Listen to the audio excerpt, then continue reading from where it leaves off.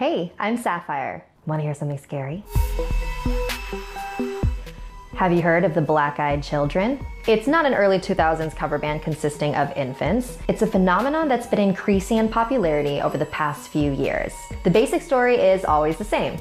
You're in your house, and then in the middle of the night you hear a knock on your door. And if you open the door, you'll see two young children with completely black eyes. They'll ask if they can come in. And whatever you do, don't let them in. Whether they actually exist or not, this is the creepiest encounter that I found online. This woman made the mistake of letting the black-eyed children in.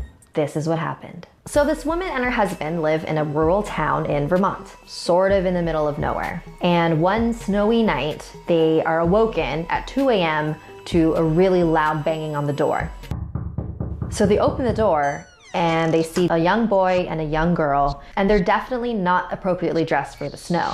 They're avoiding eye contact and just staring at the ground. There was something really uneasy about these kids. And so they asked them, "Where are your parents?" They'll be here soon. Can we come in? So this woman and her husband just looked at each other, and despite all of their instincts telling them not to, they decided to let the children in.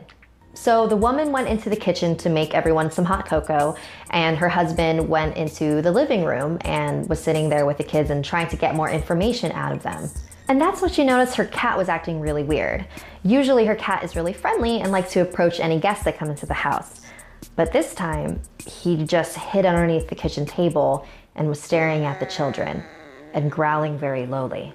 So the woman took the hot cocoa and went into the living room, and she noticed that her husband had his head in his hands.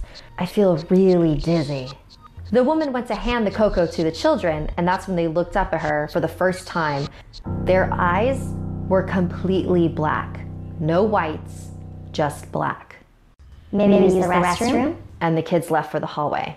The woman turned to her husband and said, "Did you see their eyes?" Her husband lifted his head up and his nose was bleeding. And just then, the power went out. She couldn't help but think that the presence of these children had something to do with this. And so the woman stumbled her way over to the bathroom to see if she could get a tissue, and the two children were just standing there in the hallway. Our parents are here.